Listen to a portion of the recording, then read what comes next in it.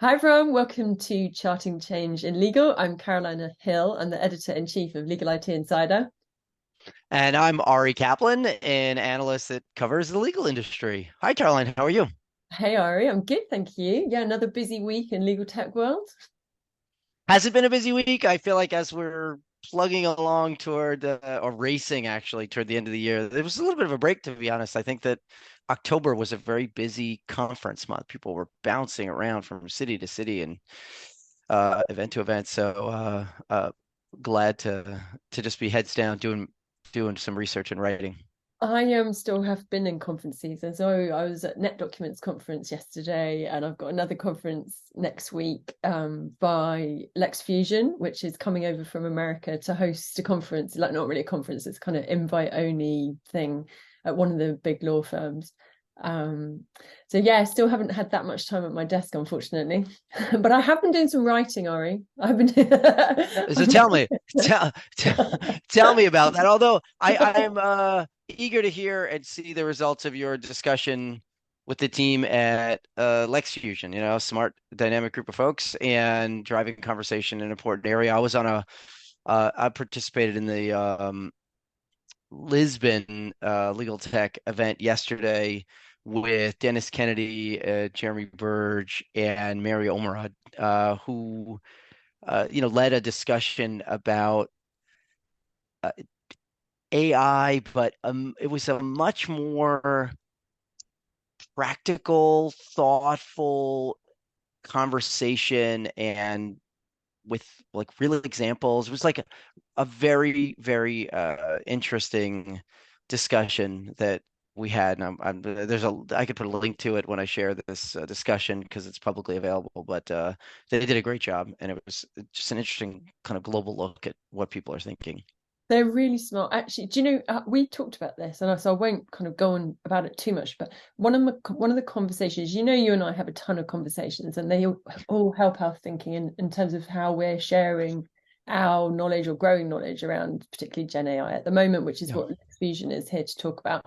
And I think one of the most important for me conversations was one that I had with Casey Flaherty from Lex Fusion about Gen AI, just in terms of the conversation we had about whether hype equals just hype or an inflection point. And his point was hype, just because it's hype doesn't mean that it's not an inflection. And that's been so helpful in me trying to communicate that to people when they go, oh, it's all really hyped. And I've been able to relay his knowledge and wisdom and say yes, but that doesn't mean that it's not an inflection point, right? Like, because I think some people are using the hype to sort of I think we're moving past that a bit, but I do think that people still go, oh, it's really overhyped. Well, yeah, but it's also a really big deal. So you said you've been doing some writing. Yes. So actually, yeah, no, I've just written a report. So which is interesting because it was on business intelligence, which is not something that I've spent an awful lot of time on recently. And so it was great to really sort of have a look at what people are doing, law firms. It was focused on law firms and how they're using BI in order to better manage the firms. And it was such a nuanced, there were so many nuanced conversations because so law firms obviously traditionally have not been very data led. They've been very much like gut feel.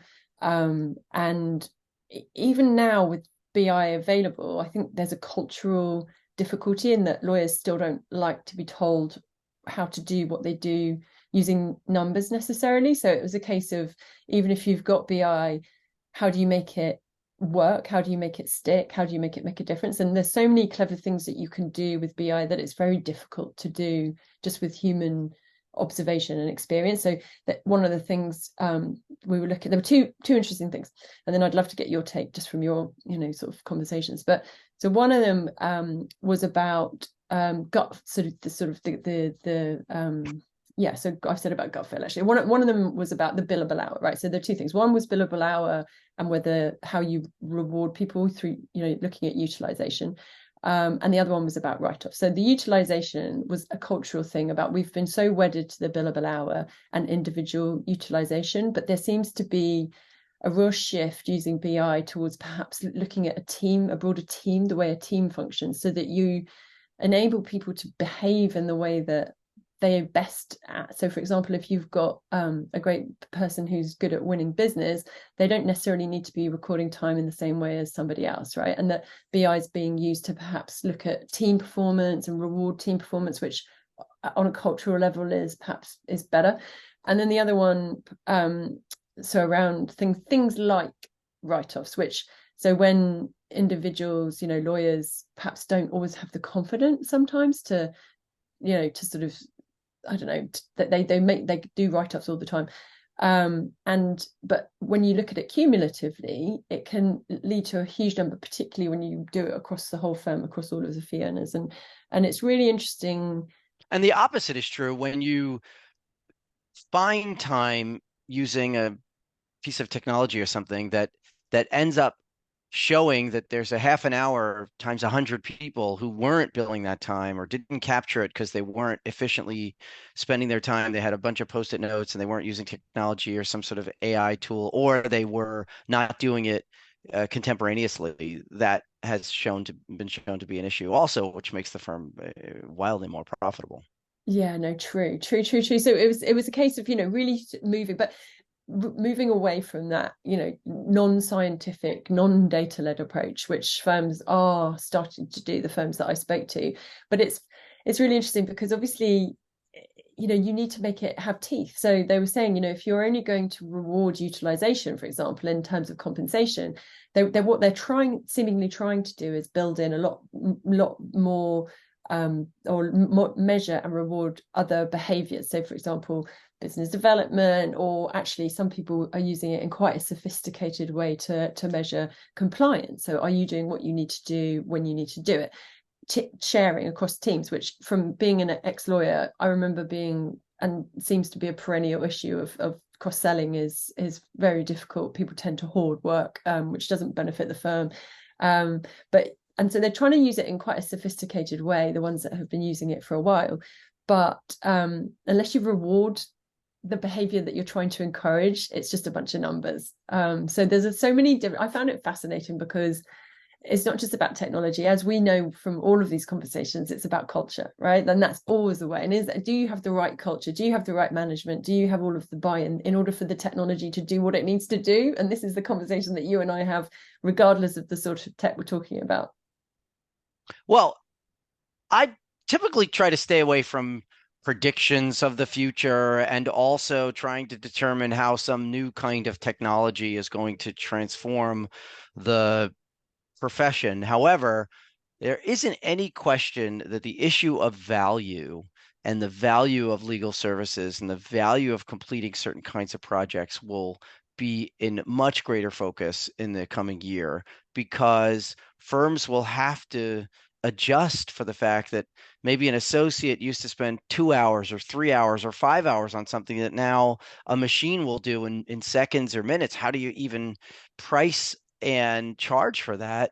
And the clients will become much savvier as they have become in terms of knowing what they should bill for. And this idea of using some type of analytics to predict was a key point in some research I did earlier this year. I did a report where I interviewed 66 in-house lawyers in 10, 12 countries for Burford Capital and asked them questions about the value of predictability. This is in particular like valuing litigation claims. And the numbers were, as you can imagine, significant. The idea of a firm having the capability to predict outcomes, costs, variables that were otherwise a guessing game in years past has become paramount. And there's an expectation that they will know how to do it. So business intelligence and the use of it and the application and the deployment and the diversity of it, especially as firms become better about cleaning their data and having data that's reliable in a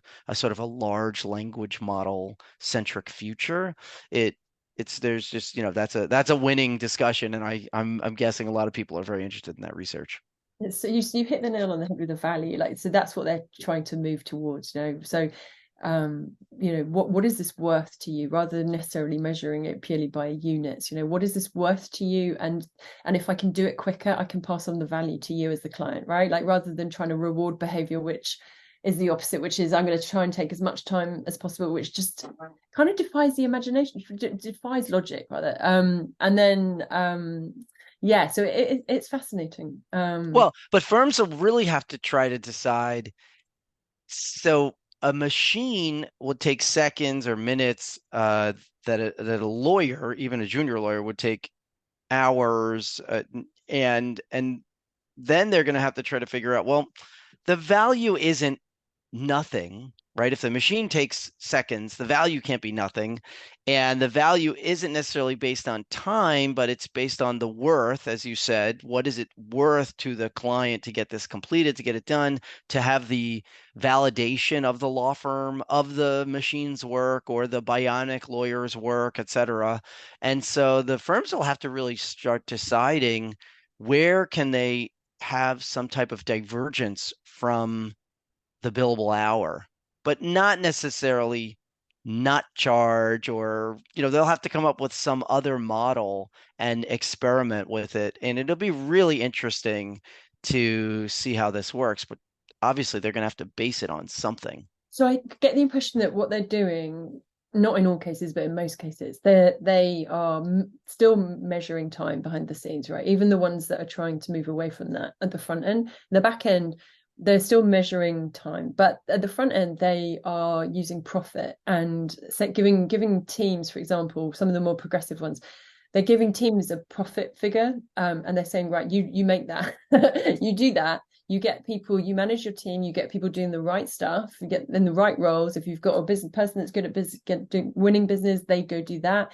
And the people that are the doers, they do that. And they're driven by the profit figure, but and also but yeah, I mean it's a really difficult transition, because I spoke to one firm that had done away with billable hours, and moved to purely that model, saying, right, giving the team a profit figure, and they've brought back the billable hour target because lawyers weren't comfortable. They felt the description was they felt naked without it.